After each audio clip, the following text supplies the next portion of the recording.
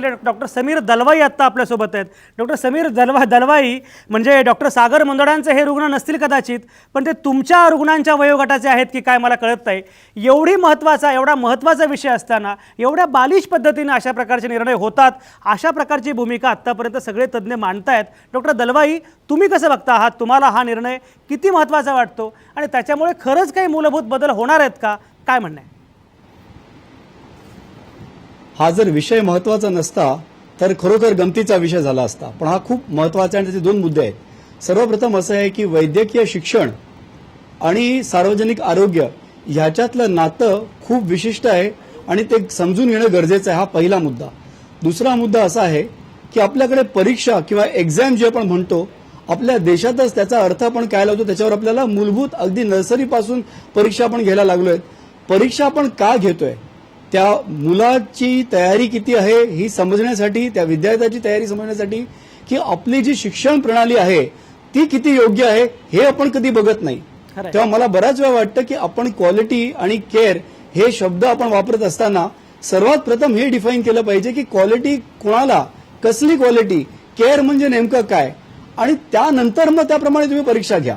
म्हणजे आपण परीक्षा ज्या घेतोय त्याचा उद्देश न ठरवताना तुम्ही परीक्षा जर घेत असाल तर ती गमतीचा भाग आणि मगाशी माझे मित्र म्हणालेच की एवढ्या परीक्षा आम्ही एमबीबीएस पासून देत असतो आणि शेवटी त्याचा उपयोग काही प्रॅक्टिसमध्ये होत नाही। म्हणजे मला असं सांगायचं आहे की सर्वप्रथम आपण एक विचार केला पाहिजे की आपण एका देशात आपण बघतोय की अमुक लोकांच्या लोकसंख्येप्रमाणे आपल्याला एक डॉक्टर पाहिजे, पण तो डॉक्टर फॅमिली फिजिशियन असला पाहिजे हे आपण बोलायला विसरतो। आता मी पीडियाट्रिशियन आहे, म्हणजे बाळरोग तज्ञ आहे, मी फॅमिली फिजिशियन किंवा जीपी नाही। पण सर्वात प्रथम आपल्याला जेव्हा आपण एक मांडणी करतो तेव्हा फॅमिली फिजिशियन हे प्रत्येक एक अमुक गट लोकांना तेवढे एक फॅमिली फिजिशियन पाहिजे। आता आपल्याकडे प्रॉब्लेम असा होतो, एमबीबीएस पास झाल्यानंतर प्रत्येकाला पुढे स्पेशलायझेशन करायची असते म्हणून तो पीजी एंट्रन्स परीक्षा देतो, ती एक प्रकारे एंट्रन्स एक्झाम होतेच। पण एक मला असं विचारायचं आहे की जो डॉक्टर ज्याला समाजात फॅमिली फिजिशियन किंवा जनरल प्रॅक्टिशनर म्हणून काम करायला पाहिजे, त्याला आपण ज्याला स्पेशलायझेशन मिळत नाही तो फॅमिली फिजिशियन होतो। आणि इंग्लंडमध्ये आणि युकेमध्ये आपण पाहिलं तर फॅमिली फिजिशियन ही सुद्धा एक स्पेशलायझेशन आहे। कारण जेव्हा तुम्ही एमबीबीएस मधून पास होता तुम्हाला थिओरिटिकल नॉलेज बरंच असतं। मी उदाहरण देतो, इंटर्नशिपमध्ये आपण करत असताना सुद्धा आम्हाला हॉस्पिटलमध्ये जे रुग्ण आहेत त्यांच्याशी काळजी लागते, ती घ्यायची आम्हाला एक सवय असते किंवा शिकवण असते। आणि प्रॅक्टिसमध्ये आल्यानंतर एखादा रुग्ण आला की त्याला फक्त समजा सर्दी खोकला जरी असेल तर तो सर्दी खोकल्याला फक्त पेशंटशी बोलून त्याला समजवायला पाहिजे की त्याला काहीतरी किरकोळ औषध द्यायला पाहिजे की त्याला न्यूमोनिया होऊ शकेल आणि त्याचं पुढे काय केलं पाहिजे ह्याचं काही शिक्षण नसतं। दुसरी गोष्ट, मला एक साधं, आम्ही ब्लड कलेक्शन करतो, मोठे मोठे प्रोसिजर्स करतो इंटर्नशिपमध्ये, पण एखादा वॅक्सिनचं इंजेक्शन द्यायला मला कधी शिकवलं नव्हतं आणि प्रॅक्टिसमध्ये आल्यानंतर मला ते शिकावं लागलं, अगदी बाळरोग तज्ञ असताना सुद्धा। म्हणून आपण जेव्हा क्वालिटी केअर म्हणतोय आपल्या देशात जे आपण एक परिसर आपण बघतोय तिथे जाऊन आपले डॉक्टर तयार होतील यासाठी वैद्यकीय शिक्षणच आपण चेंज केलं पाहिजे। आणि जर अजून परीक्षा घ्यायच्या असेल, अगदी महत्त्वाचा मुद्दा डॉक्टर अरुण गद्रेंकडे हाच विषय घेऊन जातोय।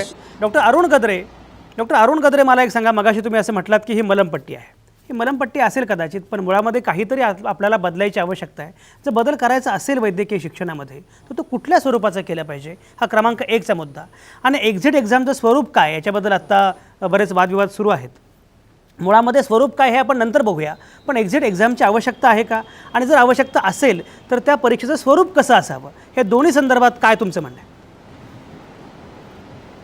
माझं असं म्हणणं आहे की ओव्हरऑल मलमपट्टी मी याच्यासाठी म्हणतोय की आत्ता डॉक्टर म्हणाले त्याप्रमाणे की क्वालिटी हा शब्द आपण आता विसरून जातोय का काय, अशी परिस्थिती निर्माण झालेली आहे। एक तर क्लिनिकल एक्झाम आणि आजची बातमी जी वाचली आहे त्याच्याप्रमाणे असं दिसतं आहे की आजच्या ज्या एक्झिट पॉलिसीचा भर आहे तो प्रायव्हेट मेडिकल कॉलेजमधून निघणाऱ्या विद्यार्थ्यांची क्वालिटी नीट नाही आणि म्हणून तो दिला झाला आहे, असं टाइम्स ऑफ इंडियामधल्या न्यूजमध्ये। बरोबर।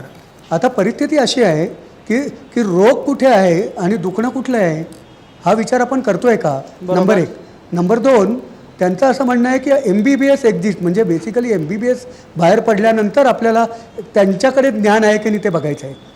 मग पोस्ट ग्रॅज्युएशनचं काय, त्यांना पण एक्झिट एक्झाम देणार का आपण, म्हणजे सारख्या एक्झाम देत बसणार का म्हणून। आणि आपण एकतर नीट शिकवायचं नाही, आपल्याकडे शिक्षक मिळत नाही आपल्याकडे कित्येक प्रायव्हेट मेडिकल कॉलेजमध्ये रुग्ण मिळत नाही. आता ह्या सगळ्या सुविधा आपण निर्माण करत जातो आणि आपण नेहमी फायर फायटिंग करत असतो, म्हणजे कुठलंही प्लॅनिंग आपलं नाही आहे. आता उदाहरणार्थ किती डॉक्टर हवेत एखाद्या समाजाला हे आपण 60 वर्षात बघितलं नाही. आपण प्रायव्हेट मेडिकल कॉलेजेस तयार केली, का तयार केली? तर आपण म्हणालो की डॉक्टरांची संख्या कमी आहे. अरे पण जो लाखो रुपये भरणार आहे तो खेड्यामध्ये जाणार आहे का? मग खेड्यामध्ये जाण्यासाठी जी आपली खरी गरज आहे, आपण काही मेडिकल डिप्लोमा वगैरे सुरू केले का? ते काही केले नाही. आपण क्वालिटीसाठी काय प्रयत्न केले? काही केले नाही. आपण आणि आता तर पोस्ट ग्रॅज्युएट ॲक्च्युली 3rd MBBSचा क्वालिटी कमी होण्याचं एक महत्त्वाचं कारण असं आहे की PG एक्झाम आपण घेतो आहे. आता ही PG एक्झाम जी आहे, ही PG एक्झाममध्ये सगळं पहिल्या ॲनाटॉमी एम्ब्रिओलॉजीपासून पाठांतर करून ओकाल लावतात. अच्छा, म्हणजे हे काय प्रकार आहे? मला गायनेकॉलॉजी करायचं आहे. बाहेरच्या देशांमध्ये ॲप्लाइड ॲनाटॉमी असते, ॲप्लाइड मायक्रोबायोलॉजी असते, अशा पद्धतीचं शिकवलं जातं. बरोबर. आपल्या PG टेस्टमध्ये पुस्तकाच्या पुस्तकं 1st MBBS पासून पाठ करायची. प्रश्न त्यामुळे अशी निर्माण होतो की 3rd MBBSचा मुलगा क्लिनिकल नॉलेजच मिळवत नाही. बरोबर. त्याला पोस्ट ग्रॅज्युएशनचे वेध लागतात आणि तो फक्त पाठांतराच्या मागे लागतो. असे मूळ रोग आहे आणि त्या मूळ रोगावर इलाज नको आहे का? का फक्त बरोबर बरोबर बरोबर मूळ रोगावर इलाजाची गरज आहे, केवळ मलमपट्ट्या चालणार नाहीत असं डॉक्टर अरुण गद्रेंचं म्हणणं आहे. आता डॉक्टर अमृत गोरुले आत्ता आपल्यासोबत आहेत परळमधून. डॉक्टर अमृत गोरुले, तुमचं स्वागत. खरं म्हणजे तुम्ही बेलापूरला याल म्हणून मी तुमची इथे वाट बघत होतो, पण तुम्ही परळला पोहोचलेले आहात.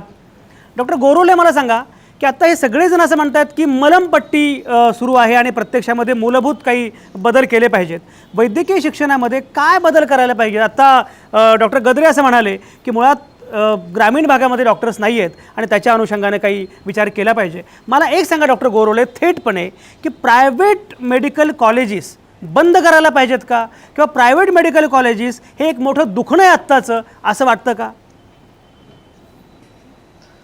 तुमचे दोन्ही प्रश्न मला कळले आणि बाकी माझ्या जे सहयोगी आहेत त्या सहयोग्यांची चर्चाही मी थोडी थोडी ऐकतोय. मला 1-2 गोष्टीचं स्पष्टीकरण देणं आवश्यक आहे. मुळातच केंद्रीय मंडळ हे काहीसं गोंधळलेल्या अवस्थेत असल्याचं माझं मत झालेलं आहे. एवढ्यासाठीच की एका बाजूला या देशाची जी गरज आहे, आरोग्य सेवेची गरज आहे, ती भागवण्यासाठी, आरोग्य सेवेची गरज भागवण्यासाठी आपण हा जो काही द्रविडी करतो आहोत त्याच्यामध्ये केवळ वेस्टेज ऑफ टाइम हा एक फॅक्टर आहे. माझं प्रामाणिक मत असं आहे की या देशाला मिश्र चिकित्सा पद्धतीची गरज आहे. कारण एका बाजूला तुम्ही अगदी एक्झिट घ्या आणि तुमचं स्टँडर्डायझेशन वाढवा वगैरे, हे बरोबर आहे, पण अशा स्टँडर्डाइज झालेल्या अभ्यासक्रमातून बाहेर पडणारे डॉक्टर या आदिवासी भागात, नक्षलग्रस्त भागात, ग्रामीण भागात जातात का? तर जात नाहीत. कारण मुळातच MBBS ची रोटेटरी इंटर्नशिप पूर्ण केल्यानंतर त्याच्यात एक स्पष्ट असं वाक्य आहे, त्याला असं म्हटलं जातंय की तो primary care doctor, primary care physician म्हटला जातो. आता हा प्रायमरी केअर फिजिशियन जर असेल तर तो ग्रामीण भागासाठी जनरल प्रॅक्टिस या उद्देशानं एक तर शासकीय सेवेच्या माध्यमातून त्यांनी ती सेवा दिली पाहिजेत आणि दुसऱ्या बाजूला त्यांनी खाजगी व्यवसायातून जर दिली पाहिजे. आज माझी परिस्थिती अशी आहे माझ्या देशाची, ग्रामीण भागाची साहेब, की या देशाला मिश्र चिकित्सा पद्धती, कारण एका बाजूला तुम्ही आज योग दिन साजरा करता आहात, जागतिक पातळीवर योगाला महत्व प्राप्त झालंय, तसंच या देशामध्ये युनानी आहे, होमिओपॅथी आहे, आयुर्वेद आहे, अशा असंख्य ट्रीटमेंट्स आहेत. ग्रामीण भागामध्ये मी अनेक वर्ष काम करत असताना माझ्या असं लक्षात आलं की ॲलोपॅथी शिकवलेले डॉक्टर त्यांना ते कमी पडतायत आणि म्हणून ते ट्रॅडिशनल प्रॅक्टिशनरकडे वळतायत. त्याच्यातून त्यांचं किती भलं होतं. बरोबर बरोबर बरोबर तुमचा मुद्दा पोहोचला. डॉक्टर अमित गांधी आहेत आपल्यासोबत. डॉक्टर अमित गांधी, आता जो उल्लेख केला यांनी डॉक्टर गोरुलेंनी, त्यांचं म्हणणं असं की मिश्र चिकित्सा पद्धतीची आवश्यकता आहे. तुम्हाला असं वाटतं?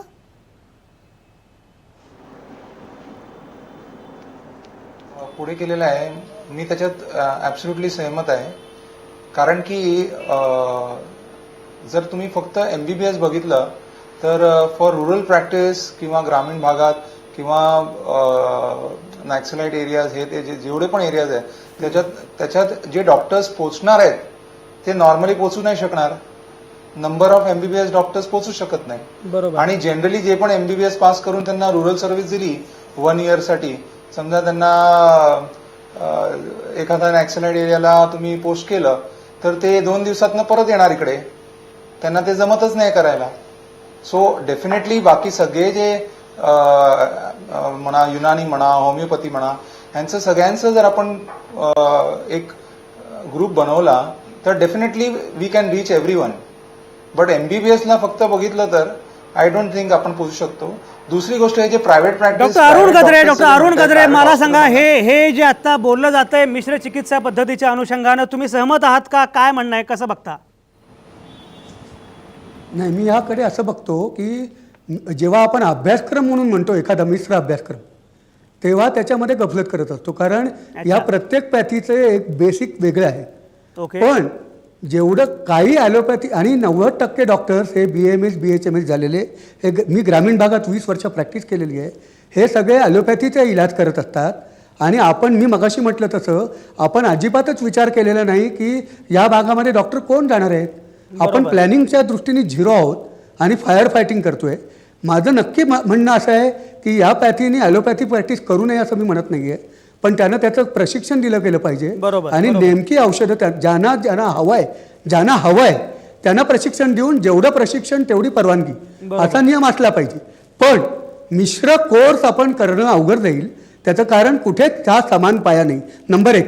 नंबर 2, 78 साली जेव्हा जनता पक्षाचं महाराष्ट्रात सरकार होतं तेव्हा भारतीय जनसंघाच्या प्रमिला टोपले आरोग्यमंत्री होत्या आणि त्यांनी सिव्हिल हॉस्पिटलला जोडून 200 लोकांचा डिप्लोमा इन ॲलोपॅथी सुरू केला होता. बरोबर. हा अतिशय चांगला निर्णय होता, पण दुर्दैवाने तो निर्णय 2-3 वर्षामध्ये बातम्यामध्ये गुंडाळून घेतला. त्याला आता 1978 वर्ष आलं, म्हणजे एवढी वर्षे झाली आणि आपण कुठल्याही पद्धतीने असं लोकांच्यासाठी प्लॅनिंग केलेलं नाही आणि आता फायर फायटिंग करतोय. आणि मुद्दा एक्झिट एक्झामचा आहे. परत प्रश्न तोच येतोय, जे ॲलोपॅथी शिकलेत, जे MBBS शिकलेत, त्यांना अजून एक परीक्षा डोक्यावर आहे. आणि आज 90% BAMS BHMS कुठलीही ॲलोपॅथीची परीक्षा न देता ग्रामीण भागामध्ये ॲलोपॅथीची औषधं देत आहेत. तर हे सगळं नीट व्यवस्थित कुठल्या दृष्टीने बघतोय, समाजाच्या दृष्टीने बघतोय की नाही. बरोबर. डॉक्टर गद्रे हा मुद्दा पोहोचला आणि खरोखर एकूण गोंधळ दिसतो आहे की जिथे जे करायला पाहिजे ते केलं जात नाही आणि जिथे गरज नाही त्या ठिकाणी मात्र पुन्हा आणखी एक परीक्षा डोक्यावर लादली जाते. अशा प्रकारची ही सगळी चर्चा अशीच पुढे सुरू ठेवायची. पण आता या क्षणी मी घेतोय एक छोटासा ब्रेक.